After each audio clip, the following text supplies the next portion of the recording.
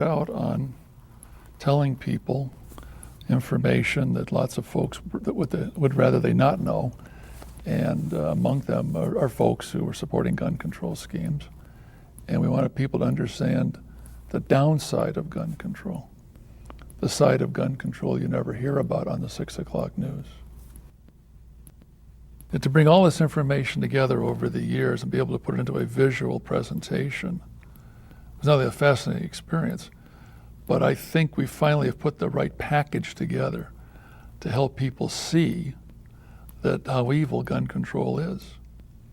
No longer do they have to read a book now to see the foundation of a genocide, the steps that are taken. No longer do they have to read books, although I wish they would, but to grasp the big picture.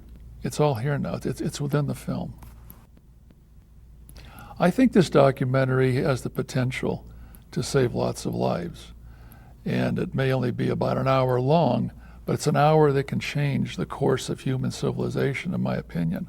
Because the more people who understand how the game is played, if I can phrase it that way, the more people who understand how dictatorships come into power, I think, and the more people that we can convince to be armed, then I think the more people we'll be able to save. And if we can save more human lives, then that means there'll be more people who will be able to control government.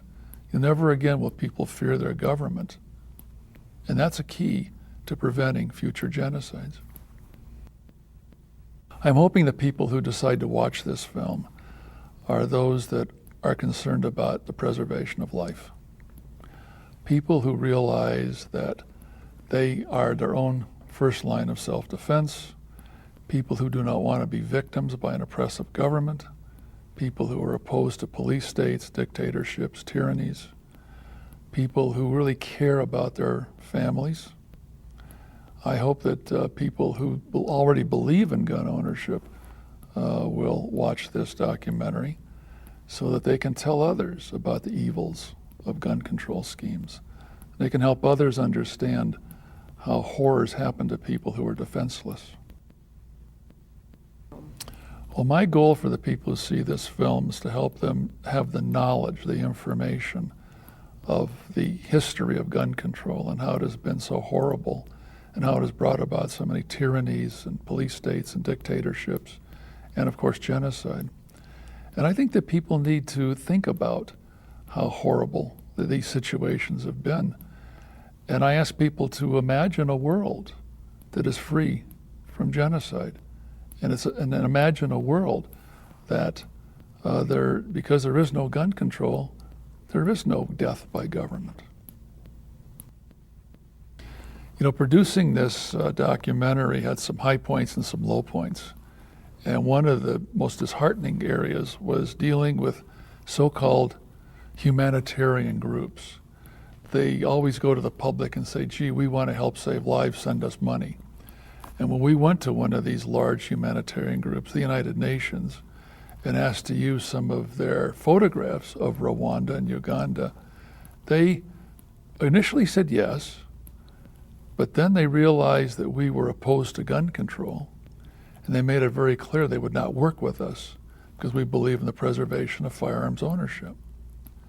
And so my message to people concerning humanitarian groups is that if you want to give them money, well, that's all well and good, but maybe you should just ask what their position is on firearms ownership, because most of them do support victim disarmament policies that make police states, dictatorships, and genocide possible.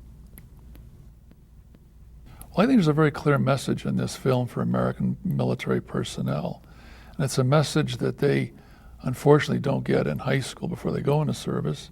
I'm not so sure it's even a message they get while they're in the military. But one of the reasons American military personnel are put in harm's way by being sent to foreign lands is that the people in those lands fear their government because they can't control their government. Their government has gone bad. Their government may be killing them. And all of this came about largely because the people are defenseless, which means they don't have access to firearms. I think September 11th was a good example of the uselessness and the futility of gun control laws. When you think about how several hate-filled terrorists were able to take over airplanes using box cutters and pocket knives, and they got away with it. They were able to murder thousands of people because no one on these planes was able to defend their life. No one had a gun.